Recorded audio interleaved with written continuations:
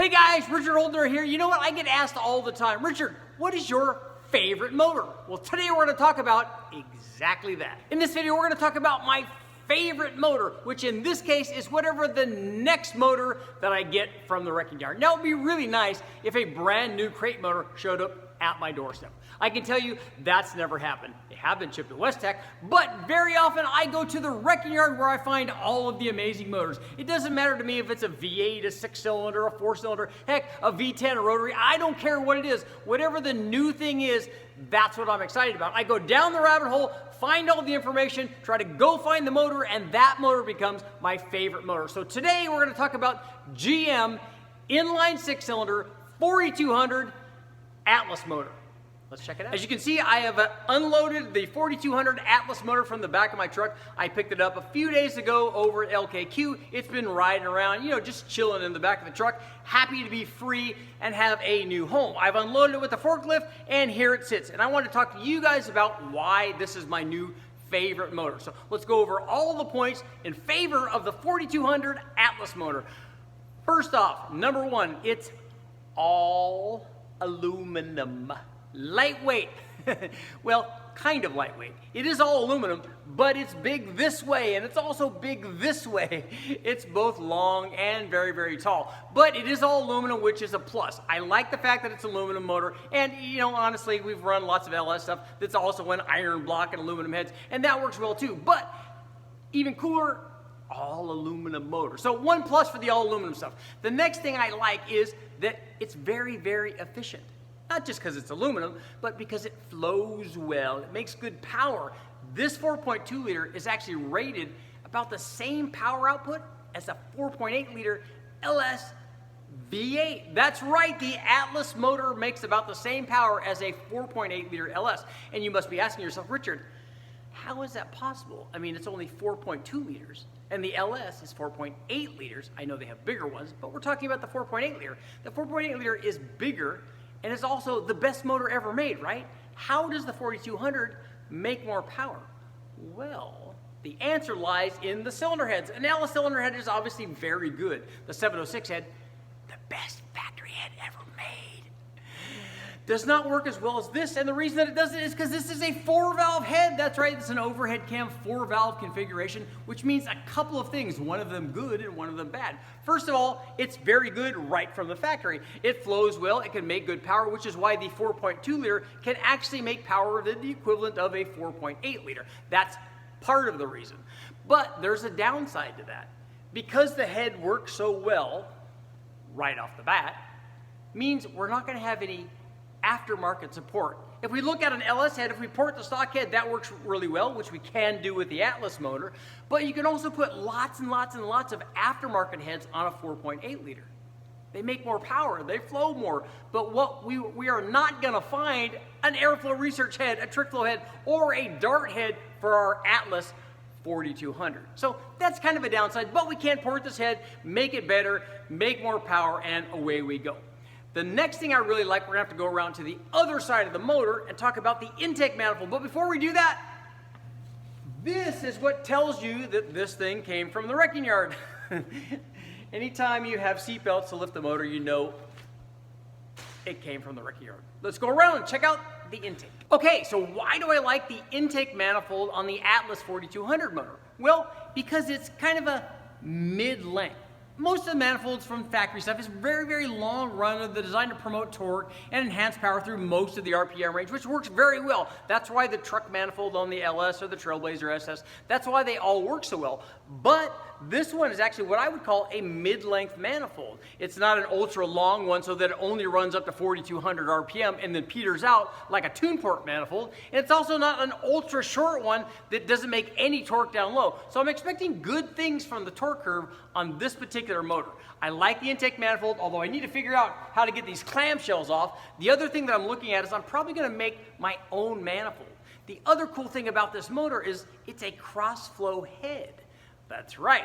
the intake and the exhaust are on different sides. And I know a lot of guys don't like having them on the same side because they're worried about the exhaust heating up the intake. And in fact, on the carbureted motors, they did that on purpose for better drivability. But I'm not in favor of a non-crossflow head. I like the crossflow design, but not because I'm worried about the exhaust heating up the intake. I actually don't like it because I don't like having the bolts holding the intake and the exhaust on with the same hardware. I like them to be separate. I like them to be separate but equal. So having a crossflow head works a lot better for me. Besides, now we can position a big turbo over on the exhaust side and blow into the intake manifold. The other thing I like about the intake manifold, it has a centrally located throttle body, which should improve equal distribution throughout the whole manifold, which is also awesome. But I'm gonna make my own manifold. I'm probably gonna make it adjustable, so we'll find out. Maybe does longer runners work? Does shorter runners work? That's why we make it adjustable, and we'll find out. Now let's walk around again to the other side and check out the exhaust, because that's maybe the best part of the whole motor. Okay guys, you ready to see my favorite part of this whole motor? That is the exhaust system. But to get to the exhaust system, I'm going to have to remove the cover. So while I'm doing that, you guys, talk amongst yourselves. I want to show you the exhaust manifold and why it's so awesome.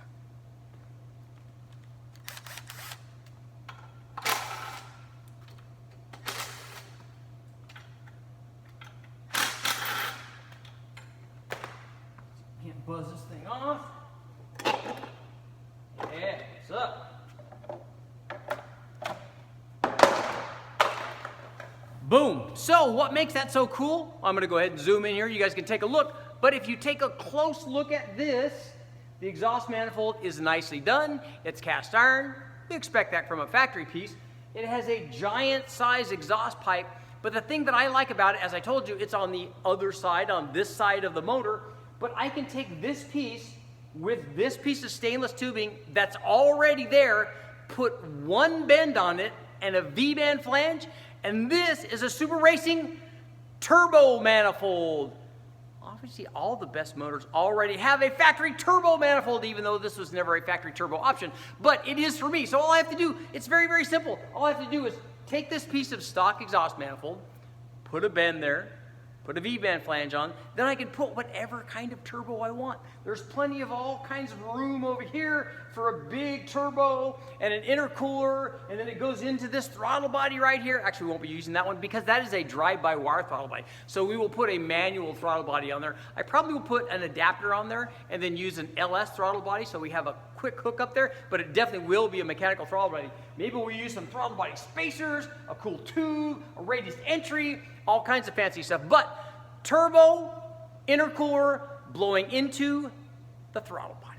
As excited as I am about the factory exhaust manifold, we're obviously not going to stop there. I am going to build a dedicated turbo manifold, a tubular header design, looks all fancy, stainless, super polished, awesomeness. But here's the thing.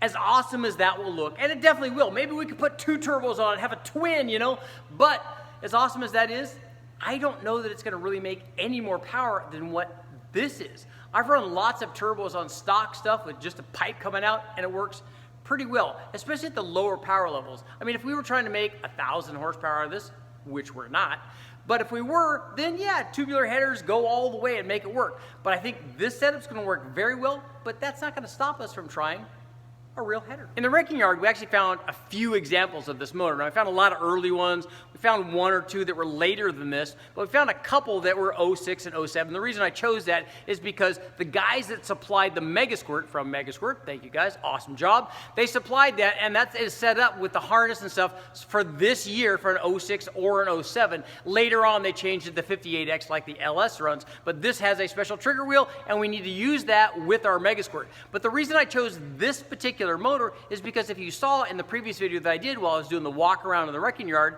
most of these were missing. They were all missing the coil packs. But this one had all of them. That's why we grabbed this motor. It was pretty complete. It doesn't have all the accessories on it, but we're going to take a look at maybe my second favorite part of this motor. We're going to go up front and talk about the accessories. Now, the exhaust and the intake are both cool on this 4200 Atlas motor, but this is my favorite part, and I've never seen this before because I've never had one of these motors, and this is why getting something new is kind of awesome. So I like this. This is big and heavy, but it's going to be removed anyway. I like that, but here's my favorite part. I don't know why. It's awesome.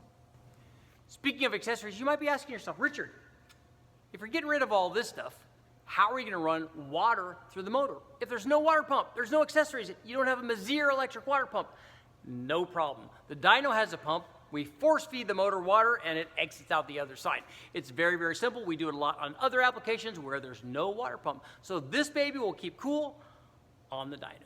Now that I've shown you all my favorite parts of our 4.2 liter 6-cylinder Atlas motor, the Ameri-Barra, let's talk about what we're going to do with it. First of all, we want to put it up on the dyno and run it NA. We need to establish a baseline. But before we do that, we need to find out that this motor even runs. After I got it from the wrecking yard, there was a little incident while it was being loaded. It may or may not have fallen into the back of the truck, so I got my fingers crossed. I think that it's okay, but we'll put the motor up on the dyno, we'll put fresh oil in it, we'll do all that stuff, make sure that it even runs. Hopefully it does, and we'll be able to continue testing.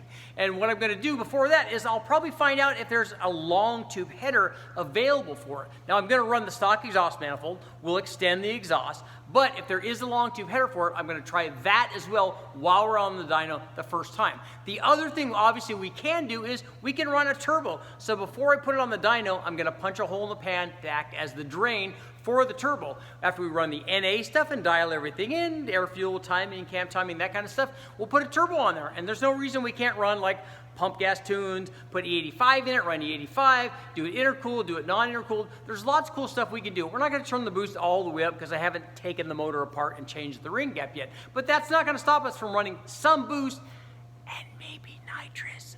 But that's what we have in store for the 4200. Definitely cams later on, ported heads, ring gap, all of that stuff. But for right now, I just want to get it up on the dyno so I can find out how excited I am about my brand new favorite motor. I'm Richard Holder. Make sure to like, share, subscribe, ring the bell, do all that stuff. I can't wait to get going on the Ameri-Barra.